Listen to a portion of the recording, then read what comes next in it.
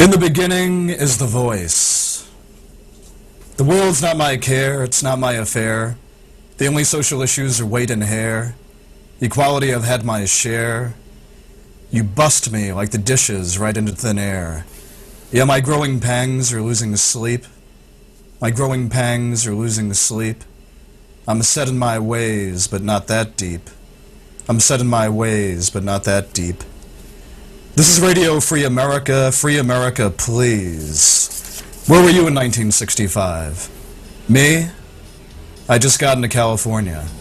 I was highballing the Latchkey Express through the Great Society alleys. Me and my little band of kids were the Bay of Pigs survivors. We'd mess around in new building complexes all weekend long, tearing open the bags of concrete and throwing them around and powdering ourselves with them. Daredevil jumping off of roofs and skinning our knees and everything else. In the hottest months of the hottest riot months, the Saturdays just melted off the calendars, the numbers forming little inky pools by our feet. And we played and acted out the dramas of the riots in the streets. The missiles pointed at us and the weird, remote, five-star generals playing out our fate, battleship with little plastic pegs, in honor of the raging tropical wars of real estate in Los Angeles. This is the city, Los Angeles, California, but I am the furnace. I sit alone in my room and pump enough heat to warm my whole apartment building. I am the furnace here in this storm-dead city where the black ash flats, canyon up and out, business and commerce melting. All the shaped metal for glass to squeeze into office space, for mice that gnaw on lacquered wood or drool into the phones when the deal they cut is good, but everything comes to a head in potlatch, the looting in the street, the termite art of potlatch. The dumpster sits mute like an iron jaw gaping, and its echo hangs like a crack pipe blowgun suck. The echoes hang like an oil slick painting itself into your watery eyes. And the cough of inhaling the bonsai pipeline swallows the boys in the hood, kamikaze style. One by one by one by one by one. 1965, the bodies disappear into the gang fashions of 1994, like sheep into the shearing sheds, like pigs into the ovens. And it's no mystery at all, the agony crystals fall off the train and break on the ground into pieces. And all the king's hearses, and all the king's mentions can't get the cracked drum to beat again, because the heart of this century is on an auction block of jaundice now, and selling itself cheap through your radio and TV, and you got your eyeballs squinting at the new markets, just off the informal sector. The new gray markets to conquer, collapsing in, merchandise at rentals, an expensive holiday in everybody's misery. Murder, she wrote, and it wasn't a mystery. Slavery is always a hell of a job when you're living history like me.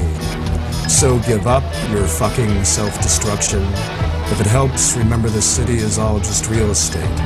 The ruling class leases you, hoping you'll kill yourself and the prices will go up. And they can advertise your demise. Remember, TV news is snuff light, a new kind of video fun. And they can move products and get good ratings pushing your death. You're just a consumer with an expiration date. And you gotta keep swinging from the hip at a loaded up with spit sales pitch that flies all over the plate and leaves you struck out frustrated. They want you to stay so mad you never really focus your anger, so it could be a tool to expand your own spirit. So what the fuck ever. Turn the tide back on them. Hey soldier boy, why aren't you in Vietnam? Don't you realize you're carrying a gun in the streets of Los Angeles? Whatever role they give you, resist it. If they tell you to be like Job and suffer, go build an ark instead. If they tell you to be like Noah, go up on the mountain and come down with your own 10 original new commandments. If they tell you to be like Moses, go to the garden and bone Eve, because Eden is closing fast and its jaws are a mother and in 3D. So just when you thought it was safe to go back into crime as an original sin, remember the international rate for chump change is still a gun that leads its owner by a nose to a small cell where the jailer's fresh out of smokes, and you sit and wait, when time's a bomb, and you're the fuse anyone can light, spending time like the good book says, smoking a camel, eyeing a needle, too many occupation forces, walking around Los Angeles. Curfew, it doesn't bother me at all. I'm always walking after midnight, down the razor spine of my hunger, down to the corner of rain rack and gut wheel, where all my friends are gathered in the shallow bath of the broken neon, where they shake my hands and their hands crumble like burning leaves. The world's not my care, it's not my affair. The only social issues are weight and hair. Equality, I've had my share. You bust me like the dishes into thin air. Yeah, my growing pangs are losing sleep. I'm set in my ways, but not that deep. Like Martin Luther King, I'm the battlefield surgeon to the infantry of the dollar. Each morning they rise at waves out of the trenches, bodies colliding through flesh, dancing the hours of the charnel wage. When the roiling maw of smoke clears, the bodies are strewn on fences, slung in ditches. Those who are alive had writhing with the clotted wounds and yelping distemper. I patch where I can and sew where it's needed. Gettysburg is still a swollen, restless burial mound under the temples of Wall Street. The Union dead are organized in hell, ghost teamsters chasing pensions in the flames. The others, we place their brains in safety deposit boxes and heap their limbs in the time lock vault. I am the battlefield surgeon to the infantry of the dollar. Transfer all your funds to my account. In the beginning was the voice. I look into the mirror and see Lee Oswald, but there's no president worth shooting. I look into the mirror and see JFK, but there's no generation worth leading. I look into the mirror and see Marilyn, but there's nobody worth seducing. I look into the mirror and see Martin Luther King, but nobody would understand the free speech anymore. I look into the mirror and see Lenny Bruce, but nobody laughs anymore. I look into the mirror and see Kerouac, but there's no open road to celebrate. I look into the mirror and see Charlie Parker, but nobody could follow the solos. I look into the mirror and see John Ford, but movies aren't supposed to be beautiful anymore. I look into the mirror and see Gaudi, but this God doesn't deserve cathedrals anymore. And she was beyond the pale, and skin tones that register only on the Richter scale. She was beyond the pale, she registered weapon barely concealed flesh. I wanted to devour a lip-smacking savory. I wanted the tongue, the stingy succulence, all vanilla piss and vinegar honey. I fell into the limelight of her green eyes. I fell apart because I have nowhere else to fall. I've lost everything to do with me except me. I am a mindfuck halfway through. Who are the other mavericks of the mind? Another midlife crisis, looking for its own crisis in aesthetic dynamic. I'm doing my duty, churning out product for an imaginary audience. And ooh, I want to lick your gift certificate shut. The world's her meal, and I want to lick her fingers clean. She believes in the separation of the church of her body and the state of her mind. And I'm going to gather my wits about me and set fire to them. It'll be sage. You know, Warner Brothers would have loved her. She's an angel, and she can make lots of dirty faces. My Thought Jones made me a wordsmith, and I'm keeping up, keeping up, keeping up. And somebody spoke, and I jumped into her skin. Love is where secrets become better pronounced. True conspiracy, the intelligent are killing off their own. I take the fury of the hour down to the tenderness of the minute.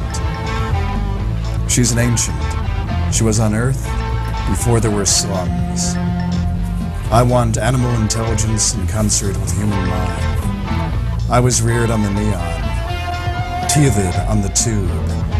My home cooking is the greasy spoon, and now I fall solidly into shattered wilderness like JFK in Berlin. The electrified forest sustains me, the secret bent string vernacular with its welcome. I go home to cool my heels, all systems are down until I bring them up. These crankshus artists jabber away their gangulent repletude. The totem has fallen across the road, there's no progress in or out. Calypso in a black leather miniskirt is my crossing guard, and I shall not stray. The tree grows only to spare. It's hot far, there's doubt in every weather, and wrong in every water. My brain's a lead weight holding down stacks of this writing that must one day blow away, and maybe some pages stick through the sweat, like wanted posters on ivory. A hot anvil where they're shooing moths. Rodney King sucked me off in the alley beyond Congo Square last night. Damien Williams masturbates at photos of Vanilla Ice. I don't miss Ronald Reagan. I don't miss George Bush. I don't miss John Belushi. I don't miss Arsenio Hall. I think I miss JFK. Hey, what happened to all the X-caps y'all used to wear? My generation. You know, the American Underground died with D-Boom in 1985. Just as when JFK's head exploded, all the demons were loosed into American life. I do believe it was an Irish curse cast. Having seen Husker Du and the Minutemen live, you don't know how embarrassing Pearl Jam really is. Perry Farrell could play the lead in Private Benjamin too, and I wouldn't care. Rush Limbaugh is about as rock and roll as the new Rolling Stones tour. There hasn't been a decent Hollywood movie since Chinatown, and that was 1974. Jerry Van Dyke is probably doing more interesting work now than Jack Nicholson. Tom Waits is just George Jessel. Jim Morrison wanted to kill his father and never did, just like George Bush wanted to knock Saddam Hussein off and never did. I think it was the failure of the white American male. There is no male actor as good as Jodie Foster. Steven Spielberg is still a talentless hack. Poetry slams are about the same as applying for work at McDonald's or the Texas School Book Depository. Take your pick. If you are a poet at all, there's no way you should be crowd-pleasing. If you're a poet at all, you should be recording your own struggle honestly, talking about your own racism and not society's, talking about the war and peace inside you and not elsewhere. Most poets in Los Angeles are about the same as Imelda Marcos's shoes. It would probably be more interesting to talk to Marla Maples. I hate poets who aerobicize so strenuously when they're saying their words. What a shuck. You don't have to gyrate if your writing is really there. Performance art is just another Pentagon plot to bring down the level of American entertainment in general. Painters study texture and brushstroke. Carpenters study dowel joints. Mechanics study carburetors. Poets should at least study some Ezra Pound instead of Jerry Seinfeld. Instead of talking about guns and gangs and Jerry and Ben's ice cream, poets should get really out there. Talk about healing. Talk about healing the tears. Talk about opening your heart and compassion. Talk about rising out of the ashes with a full heart. Talk about being kind and generous to the elderly. Talk about being decent to the ones you love. Talk about the great accomplishments of black Americans from Gordon Parks to Miles Davis. Don't just talk about a few fools like Rodney King or Damien Williams. Fools chosen for you by white corporate TV. S&M and tattoos and motorcycles are all as mainstream as Michael Bolton now. Talk about a new topic for a change. Talk about kindness and self-belief.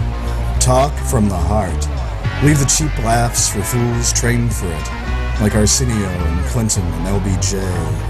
There will always be crowd-pleasing politicians swearing themselves in on your life. Let poets do something else for a change. A wop bop a loop bop, a wop bam boom. A wop bop a loop bop, a wop bam boom. Because the dance is coming. Gonna dance in the circle of the glad heart. Time to open the glad heart up to the realities of life. Time to get beyond the stroboscopic smears of dictators past.